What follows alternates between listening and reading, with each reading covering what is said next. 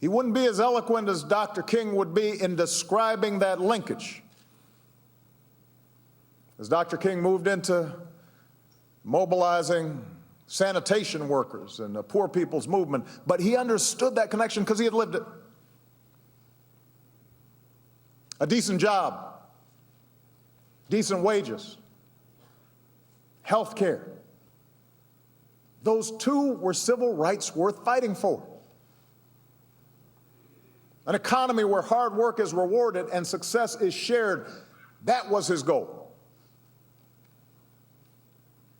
And he knew, as someone who had seen the New Deal transform the landscape of his Texas childhood, who had seen the difference electricity had made because of the Tennessee Valley Authority,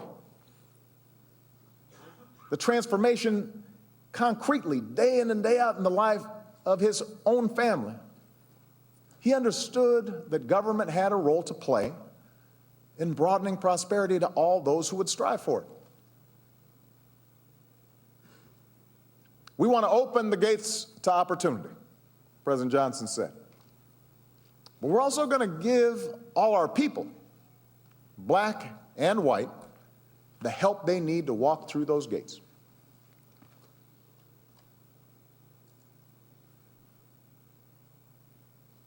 Now, some of this sounds familiar. It's because today we remain locked in this same great debate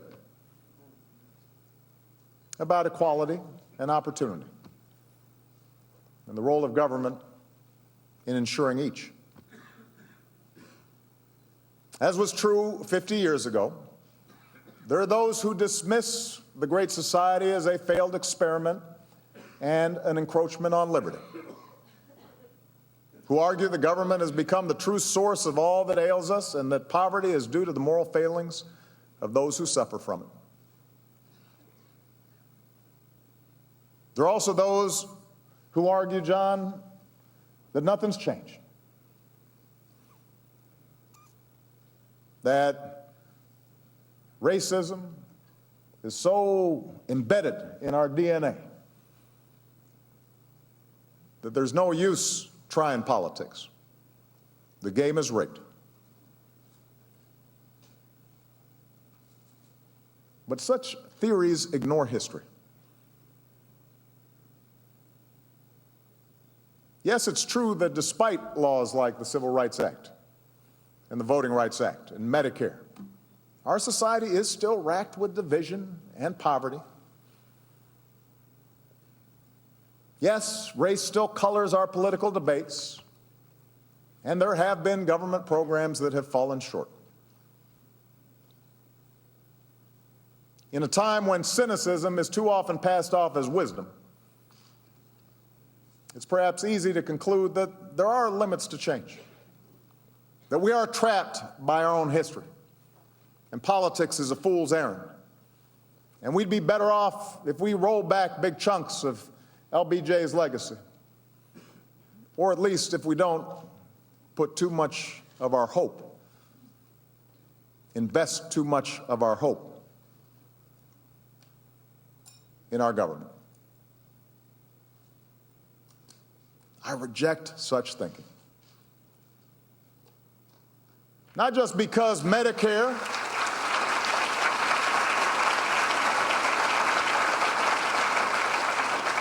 Not just because Medicare and Medicaid have lifted millions from suffering, not just because the poverty rate in this nation would be far worse without food stamps and Head Start and all the Great Society programs that survive to this day.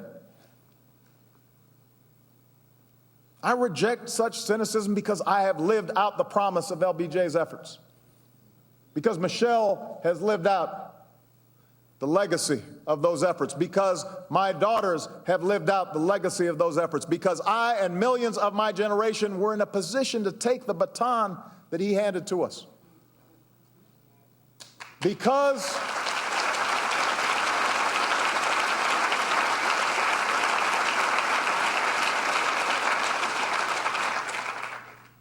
of the civil rights movement, because of the laws President Johnson signed, new doors of opportunity and education swung open for everybody. Not all at once, but but they swung open. Not just blacks and whites, but also women and Latinos and Asians and Native Americans and gay Americans and Americans with a disability. They swung open for you, and they swung open for me. And that's why I'm standing here today, because of those efforts, because of that legacy.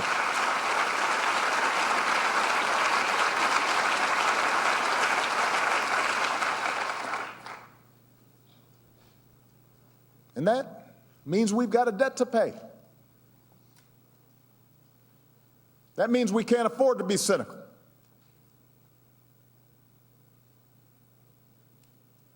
Half a century later, the laws LBJ passed are now as fundamental to our conception of ourselves and our democracy as the Constitution and the Bill of Rights.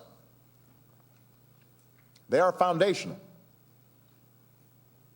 an essential piece of the American character.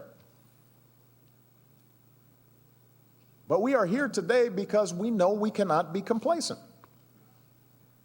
For history travels not only forwards, history can travel backwards.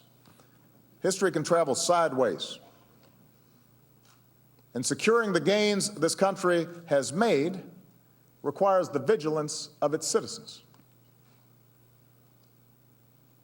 Our rights, our freedoms, they are not given. They must be won. They must be nurtured through struggle and discipline and persistence and faith. And one concern I have sometimes during these moments, the celebration of the signing of the Civil Rights Act, the March on Washington. From a distance, sometimes these commemorations seem inevitable.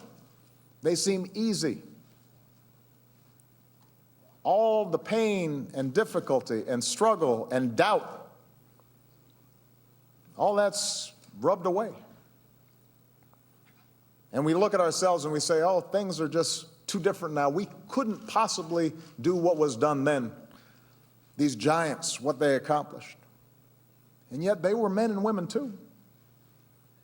It wasn't easy then. It wasn't certain then.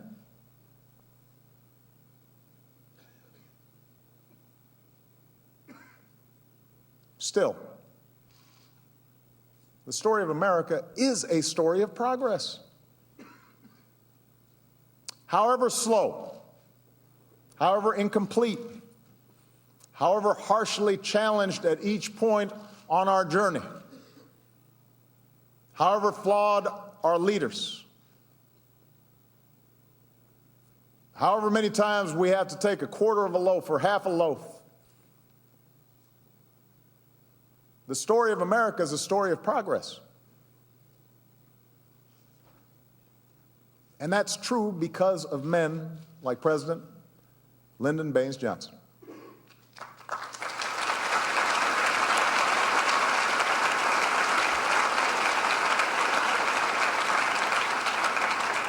In so many ways, he embodied America, with all our gifts and all our flaws, in all our restlessness and all our big dreams. This man, born into poverty, weaned in a world full of racial hatred, somehow found within himself the ability to connect his experience with the brown child in a small Texas town, the white child in Appalachia, the black child in Watts. As powerful as he became in that Oval Office, he understood them. He understood what it meant to be on the outside. And he believed that their plight was his plight too. That his freedom ultimately was wrapped up in theirs.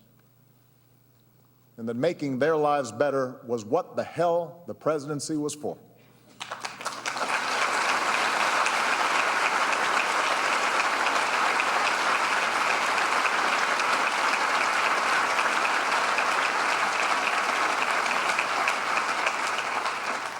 And those children were on his mind when he strode to the podium that night in the House chamber when he called for the vote on the civil rights law. It never occurred to me, he said, in my fondest dreams that I might have the chance to help the sons and daughters of those students that he had taught so many years ago, and to help people like them all over this country. But now I do have that chance. And I'll let you in on a secret. I mean to use it.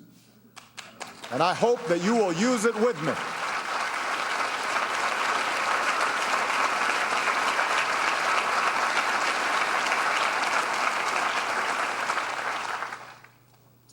That was LBJ's greatness. That's why we remember him.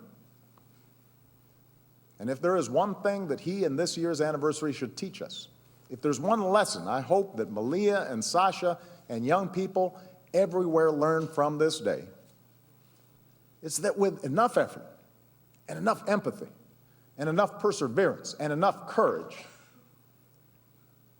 people who love their country can change it. In his final year, President Johnson stood on this stage, racked with pain, battered by the controversies of Vietnam, looking far older than his 64 years. And he delivered what would be his final public speech. We have proved that great progress is possible, he said. We know how much still remains to be done.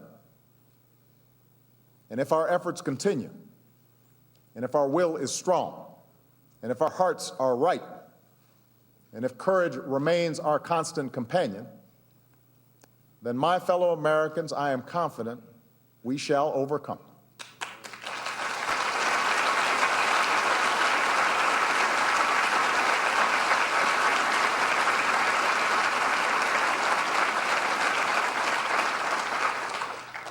We shall overcome.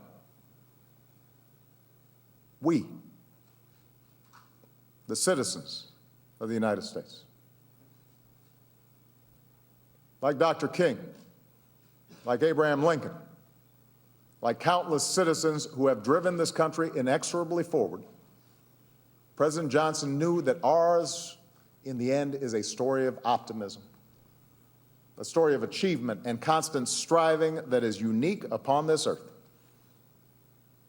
He knew because he had lived that story. He believed that together we can build an America that is more fair, more equal, and more free than the one we inherited. He believed we make our own destiny. And in part because of him, we must believe it as well. Thank you. God bless you. God bless the United States of America.